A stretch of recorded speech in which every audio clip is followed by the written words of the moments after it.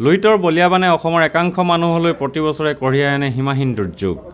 বিলাই বিপত্তি নোহোৱা হয় বানাক্ৰান্ত লোকসকলৰ বহু মানুহ অৱস্থান্ত হোৱাৰ লগতে বাস কৰিব লগা হয় মুকলি আকাশৰ তলত বানপানীক বাধা দিবলৈ চৰকাৰে বিভিন্ন কোটিটকীয়া আঁচনি লৈছে যদিও চৰকাৰ এই ক্ষেত্ৰত সফল হ'ব পৰা নাই সেয়ে এইবাৰ লুইতক অভিশাপৰ পৰা অসমৰ আশীৰ্বাদলৈ পৰিণত কৰিবলৈ আগবাঢ়ি আহিছে পূৰ্বশ্ৰী ব্ৰহ্মপুত্ৰ বৰ্ডৰ বিশাল ব্যৰ্থতাৰ পাছত পূৰ্বশ্ৰী অইল এণ্ড গেছ লিমিটেডে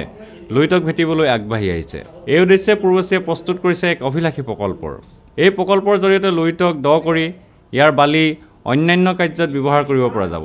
লগতে লুইতৰ বুকুত টানেলৰ ব্যৱস্থা কৰি যোগাযোগৰ সুচল ব্যৱস্থা কৰাৰ উপৰিও পৰ্যটনৰ ক্ষেত্ৰতো অৰিহণা যোগাব অভিলাষী প্ৰকল্পটোৰ বিষয়ে সদৰি কৰি পূৰ্বশ্ৰীৰ অধ্যক্ষ পি কে দত্তই কয় আমি এই প্ৰজেক্টটো আমি 29, 30, 31 তাৰিখে জানুৱাৰীৰ চানমাৰী ফিল্ডত এখন আমি ফেষ্ট পাতিছোঁ য'ত নেকি গেমছ স্পৰ্টছ কালচাৰ এভৰিথিং হ'ব তাত আমি মুখ্যমন্ত্ৰী ডাঙৰীয়াক আমন্ত্ৰণ কৰিম আৰু তেখেতে আহি পাব্লিকলি এই প্ৰজেক্টটো আমি ল'ব বুলি আশা কৰিছোঁ কাৰণ তেখেতে বাৰে বাৰে কৈছে যে ৰিক্লেমেশ্যন ইজ মোৰ ডাঙৰ প্ৰব্লেম আৰু ছেকেণ্ড প্ৰব্লেম হ'ল আনএমপ্লয়মেণ্ট গতিকে এই দুইটা প্ৰব্লেম খুব বেছি ইনভেষ্টমেণ্ট নোহোৱাকৈ আমি অসমত আৰম্ভ কৰিব পাৰিম 2013 বৰ্ষৰ 27 জানুৱাৰীৰ পৰা 31 জানুৱাৰীলৈকে হ'ব লগা পূৰ্বশ্ৰী ফেষ্ট হুপ নৰ্থ ইষ্ট অনুষ্ঠানত এই প্ৰকল্পটোৰ